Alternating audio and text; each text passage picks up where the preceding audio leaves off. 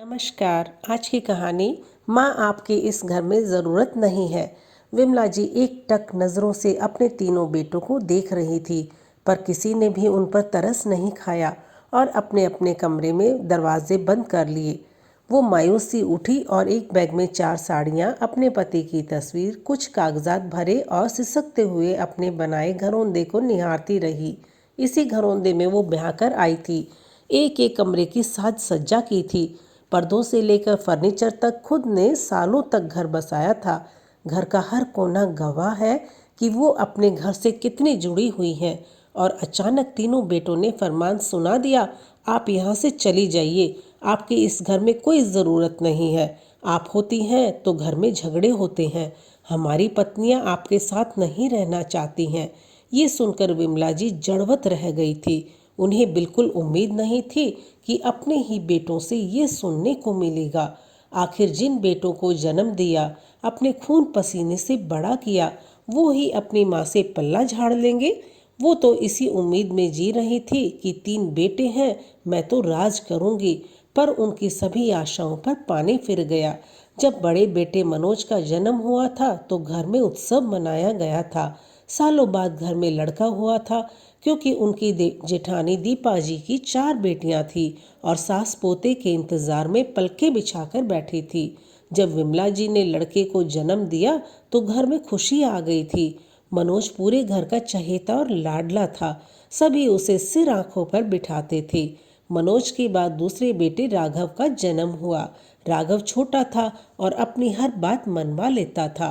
कोई भी गलती करता था तो वो अपने बड़े भाई पर डाल देता था। उसकी वजह से मनोज को डांट पड़ने लगी थी, इसलिए वो उस पर गुस्साया रहता था। राघव के बाद तीसरे बेटे रोहन का जन्म हुआ।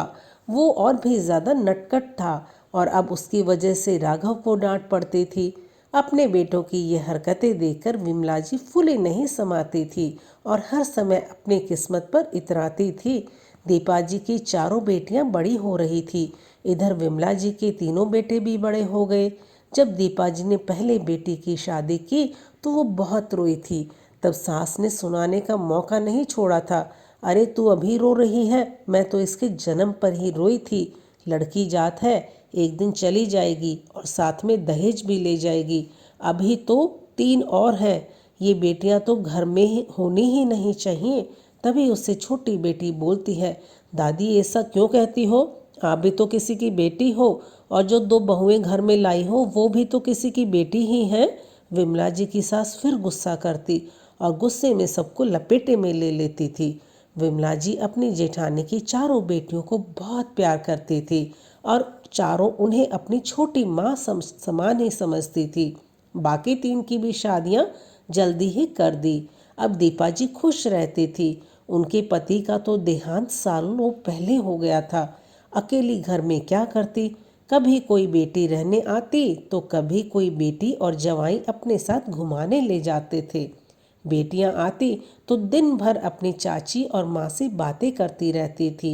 एक दिन उनकी सास बोली, अब बेटियां तो विदा कर दी हैं, उन्हें भूल जाओ, अब तो मेरे पोतों की शादियां कर दो ताकि घर में पोत बहू आ जाए और जल्दी से अपने होने वाले पड़पोते का मुंह देखकर सोने की सीढ़ी चढ़ जाऊं।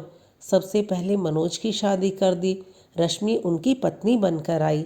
रश्मि जवान की बड़ी खारी थी, अच्छी पढ़ी लिखी थी, तो अपनी दादी सास, ताई सास और सास ससुर का जरा भी आदर नहीं करती थी।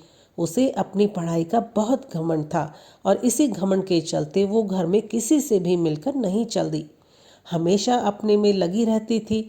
वो अपने ससुराल वालों को गंवार समझती थी, पर मनोज की नौकरी इसी शहर में थी, इसलिए इन सब के साथ रहना रश्मि की मजबूरी थी। घर का काम तो उसकी दोनों सास संभाल लेती थी। रश्मि का मन करता तो करवाती, नहीं तो घूमने फिरने चली जाती। विमला जी बहू के आने की उम्मीदें लगाई थी, पर बहू उनके पास 2 मिनट भी नहीं बैठी। बस अपने काम से काम रखती और बाहर घूमने फिरने निकल जाती। विमला जी बहू के लिए बहुत करती ताकि वो उनकी बेटी बन जाए, अपने मन की कहें और उनके मन की सुने, पर वो उसमें नाकाम ही रही। कुछ सालों बाद राघव की शादी भी रचना से कर दी ताकि दादी जी की इच्छा पूरी हो सके। वो अपने जाने से पहले अपने तीनों पोत बहू का चेहरा देखना चाहती थी। रोहन के लिए कोई लड़की मिल नहीं रही थी और उन्होंने बिस्तर पकड़ लिया था। तब राघव की साली नंदिनी से रोहन की शादी कर दी गई। विमला जी ये सोचकर खुश हो रही थी कि दोनों बहनें एक ही परिवार से आ गई तो अब वो दोनों उनकी बेटी बनकर रहेंगी। वो बड़ी बहू रश्मि जैसी नहीं निकलेगी। लेकिन इस मामले में उनकी सोच एकदम अलग थी। दोनों बहनों ने आपस में गुटबाजी कर ली थी।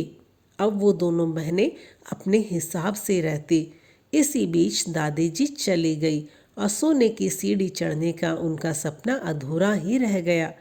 दीपा जी अपनी बेटियों के साथ ही रहती थी। कभी कोई बेटी अपने पास बुला लेती तो कभी कोई बेटी अपने पास बुला लेती। वो अपने नाती नातिन के साथ अच्छे से दिन बिता रही थी। उनका समय बड़ा अच्छा बीत रहा था। अब विमला जी के मन में आ रहा था कि काश उनकी अपनी भी कोई बेटी होती। तीनों बहुओं की अपनी ही अलग दुनिया थी। वो उनको साथ में रखना ही नहीं चाहती थी, उनसे दूर भागती थी। सास और जेठानी जी के जाने के बाद वो काफ़ी अकेली रह गई थी। कुछ ही समय बाद हृदयाघात से उनके पति का भी देहांत हो गया। सभी रिश्तेदारों ने समझाया, चिंता करने की ज़रूरत ही नहीं है। 3 बेटों बहुओं और पोते पोतियों से भरा परिवार छोड़कर गए हैं। अब विमला जी भी समय के साथ चलने लगी, घर में अपना मन लगाने लगी। अब तीनों बहुएं बिंदास हो गई थी। एक दूसरे को कुछ भी कह देती और एक दूसरे के साथ लड़ने झगड़ने लगती। विमला जी उनके काम को लेकर लड़ाई और रोज की चिक चिक से परेशान हो गई थी। काम करते ही तीनों अपने अपने कमरों में बंद हो जाती थी। विमला जी उनसे बात करने को तरस जाती थी। वो अपने बेटों से कहती तो वो भी समझाते थे, कोई बात नहीं, आज नहीं तो कल बहुओं को समझ आएगी। पर अब बेटे भी उनसे दूर होने लगे थे। अब विमला जी ज़्यादा अकेलापन महसूस करने लगी। तीनों बेटे बहुओं के गुलाम बन गए थे। धीरे धीरे कब उन्होंने घर के कमरे बांट लिए और उनको खाना खिलाने की भी जिम्मेदारी बांट ली, उन्हें पता ही नहीं चला। घर का बंटवारा हो गया था और अब एक विमला जी अपने तीनों बेटों और बहुओं को अखरने लगी थी। बड़ी बहू रश्मि 2 रोटी खिलाती थी पर साथ में 10 ताने देती थी और मंझली बहू जो करती वो छोटी बहू नंदिनी भी करती थी। बड़ी बहू कहती थी, बड़ी हूँ तो क्या हुआ, क्या सारी जिम्मेदारी मेरी ही है? अभी जायदाद का बंटवारा करोगे तो दोनों छोटी देवरानियां अपना हिस्सा छोड़ देगी क्या? जब हिस्सा लेंगी तो फर्ज भी निभाएं। बीच की बहू रचना भी अपनी सास को ताना देती थी, देख लो सासू माँ, ना बड़ी बहू काम आ रही है ना ही छोटी बहू, पर मंझली बहू ही आपको 2 रोटी दे रही है। फर्ज तो बड़ी का होता है। वैसे भी जेठ जी तो घर परिवार के लाडले रहे हैं और छोटे देवर आपके लाडले रहे हैं। मेरे पति तो बीच में ही प्यार को तरसते रह गए, फिर भी उनकी पत्नी आपको 2 रोटी दे रही है। विमला जी कड़वे घूंट पी जाती। बीच बीच में वो दीपा जी से बात करके दिल हल्का कर लेती थी। वो उन्हें हिम्मत देती थी। विमला जी की बहुओं में अब ठन चुकी थी और अब कोई भी उन्हें रखना नहीं चाहता था। तीनों के बच्चे बड़े हो गए थे, उनमें झगड़े होने लगे। विमला जी गेंद की तरह इधर उधर धक्के खाती थी। कभी किसी बेटे के घर खाना खाते तो कभी किसी बेटे के यहाँ खाना खाती थी। पर अब उनकी उपस्थिति से घर में सबके चेहरे लटक जाते थे। उन्हें लगता था घर में उनकी किसी को कोई ज़रूरत ही नहीं है। एक दिन वो सुबह छत से सोकर नीचे आई तो उन्हें चाय की तलब लगी। तीनों ही बहुओं ने दरवाज़ा नहीं खोला। उन्होंने दरवाज़ा बजाया तो बेटे बाहर आए और बोले, माँ आप क्यों बहुओं को परेशान करती हो? ये घर छोड़कर क्यों नहीं चली जाती हो? इस उम्र में कहाँ जाएंगी, क्या करेंगी, इससे किसी को मतलब नहीं था। और अपने आत्मसम्मान से और समझौता ना करना पड़े, इसीलिए आज विमला जी ने अपना घर छोड़ दिया। और जैसे ही वो घर से बाहर निकली तो खुशी के मारे उनकी आंखें चमक गई। दीपा जी की सबसे छोटी बेटी बाहर कार लिए खड़ी थी, जो उसी शहर में रहती थी। वो अपनी चाची को अपने साथ लेकर चली गई। दीपा जी ने ही उन्हें उसे फ़ोन करके सब बताया और उन्हें साथ लाने को कहा था। उसने अपने एडवोकेट पति को सारी घटना बताई और कागजात दिखाए तो वो भी हैरानी से बोला, चाची जी, घर पर आपके तीनों बेटों का कोई हक नहीं है। ये घर तो दादी जी अपने दोनों बेटों के नाम किया था और जब दोनों बेटे नहीं रहे तो ये घर मम्मी जी और आपके नाम हो गया है। पति की संपत्ति की उत्तराधिकारी पत्नी ही होती है। आप दोनों इसकी बराबर की हकदार हैं। आप चाहें तो अपने बेटों पर मुकदमा करके घर वापस ले सकती हैं और उन्हें घर से बेदखल भी कर सकती हैं। अपने बेटी जवाई के मुंह से ये सुनकर विमला जी हैरान रह जाती हैं, पर वो उस समय कुछ जवाब नहीं देती हैं। अगले दिन दीपा जी बड़ी बेटी के घर से वापस आ जाती हैं और पूछती हैं, विमला, तूने क्या सोचा? भाभी, मैंने कुछ नहीं सोचा। मैं कुछ करने का सोचूंगी तो लोग क्या कहेंगे?